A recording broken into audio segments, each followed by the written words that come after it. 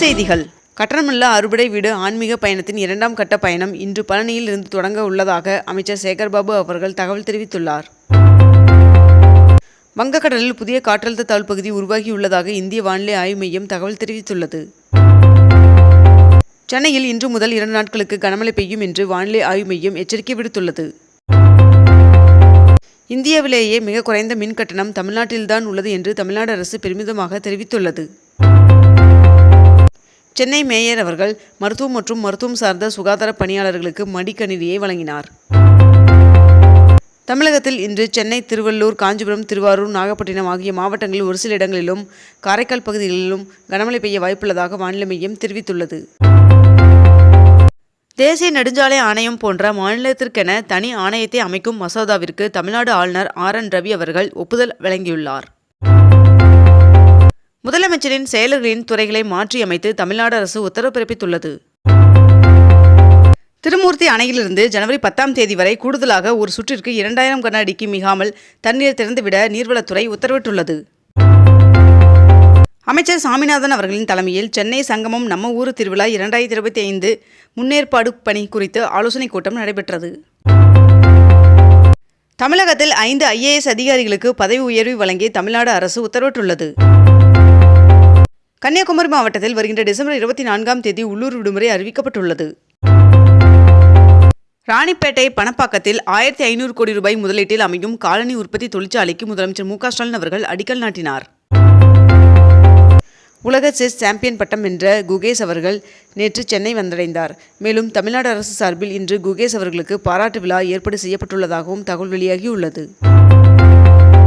2024ஆம் ஆண்டிற்கான அறிவியல் ஆசிரியர் விருதிற்கு அரசு மற்றும் அரசு உதவி பெறும் மேல்நிலைப்பள்ளி மற்றும் உயர்நிலைப்பள்ளி அறிவியல் ஆசிரியர்கள் விண்ணப்பிக்கலாம் என்று தெரிவிக்கப்பட்டுள்ளது.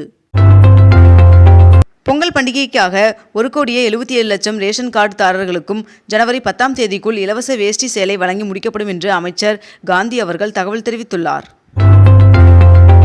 கன்னியாகுமரியில் கண்ணாடி பால பணி 95% முடிவடைந்துள்ளதாக தெரிவிக்கப்பட்டுள்ளது.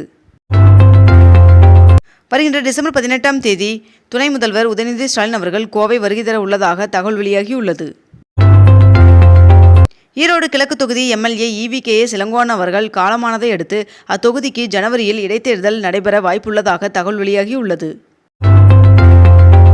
உலக செஸ் சாம்பியனான குகேஷ் அவர்களுக்கு எலான் மஸ்க் அவர்கள் வாழ்த்து தெரிவித்துள்ளார். பல்வேறு பொழுதுபோக்கு வசதிகளுடன் லூப் சாலையை மறுசீரமைப்பு செய்ய சென்னை மாநகராட்சி முடிவு செய்துள்ளது. ராமேஸ்வரம், இலங்கை இடையே கப்பல் போக்குவரத்திற்காக கடல் பாலம் அமைப்பதற்கு ஆய்வு மேற்கொள்ளப்பட்டு விரைவில் பணிகள் துவங்கப்பட உள்ளதாக தகவல் வெளியாகியுள்ளது. அதிமுக பொதுக்குழு கூட்டத்தில் டங்ஸ்டன் தொழிற்சாலை மத்திய அரசு கைவிட வேண்டும் என்றும் திருக்குறளை தேசிய நூலாக அறிவித்திட மத்திய அரசுக்கு வலியுறுத்தல், சென்னை உயர்நீதிமன்றத்தில் வழக்காடு முடியாத தமிழிடம் பெற வலியுறுத்தல் உள்ளிட்ட 16 தீர்மானங்கள் நிறைவேற்றப்பட்டுள்ளன. குற்றால அருவிகளில் குளிக்க விதிக்கப்பட்டுள்ள தடை 4வது நாளாக தொடர்கிறது. ஆவினில் கிரீன் மேஜிக் பிளஸ் என்ற புதிய வகையான பாலை ஆவின் அறிமுகம் செய்துள்ளது. தமிழ் வளர்ச்சித்துறை சார்பில் கல்லூரி மாணவ மாணவிகளுக்கான இளந்தமிழர் இலக்கிய பயிற்சி பட்டறை மதுரை உலக தமிழ் சங்கத்தில் இன்று முதல் டிசம்பர் 21ஆம் தேதி வரை நடைபெற உள்ளதாக தெரிவிக்கப்பட்டுள்ளது. இலங்கை அதிபர் அனுரகுமார திஸநாயக்க அவர்கள் இந்தியா வருகை தந்துள்ளார். தொடர் மழையின் காரணமாக மேட்டுப்பாளையம் உதகை இடையிலான மலை ரயில் போக்குவரத்து 15, 16, 17 ஆகிய 3 நாட்களுக்கு ரத்து செய்யப்பட உள்ளதாக தெரிவிக்கப்பட்டுள்ளது. நெல்லை மாவட்டம் அகஸ்தியர் அருவி பகுதியில் கடும் வெள்ளப்பெருக்கு ஏற்பட்டுள்ளதால் பொதுமக்கள் செல்வதற்கு தடை விதிக்கப்பட்டுள்ளது. வருகின்ற டிசம்பர் 18ஆம் தேதி நடைபெற இருந்த திமுக செயற்குழு கூட்டம் ஒத்திவைக்கப்படுவதாக அக்கட்சியின் பொதுச் செயலாளர் துரைமுருகன் அவர்கள் அறிவிப்பை வெளியிட்டுள்ளார். முதற்கட்டமாக 7 கோவில்களில் பக்தர்கள் தங்களது தரிசன அனுபவம் குறித்த மதிப்பீட்டினையும் ஆலோசனைகளையும் அளிக்கும் வகையில் மின்னணு ஆலோசனை பெட்டிகளை வடபழனியில் இந்து சமய அறநிலையத்துறை அமைச்சர் சேகர்பாபு அவர்கள் தொடங்கி வைத்தார். மாற்றுத்திறனாளி மாணவர்களின் நலனுக்காக புதிய திறன் பயிற்சி மையம் அமைக்க நிதி ஒதுக்கீடு செய்து அரசாணை வெளியிடப்பட்டுள்ளது. சென்னையில் இன்று 22 கேரட் ஆபண தங்கத்தின் விலை ஒரு சவரன் 57,120 ரூபாய்க்கு விற்பனையாகிறது. அதேபோல் 1 கிராம் வெள்ளியின் விலை 100 ரூபாய்க்கு விற்பனை செய்யப்பட்டு வருகிறது. இத்துடன் இன்றைய தலைப்புச் செய்திகள் நிறைவடைகின்றன. மேலும் இதுபோன்ற அண்மை தகவல்களை உடனுக்குடன் தெரிந்து கொள்ள அக்னிபூ சேனலை சப்ஸ்கிரைப் செய்து கொண்டு தொடர்ந்து இணைந்திருங்கள். நன்றி, வணக்கம்.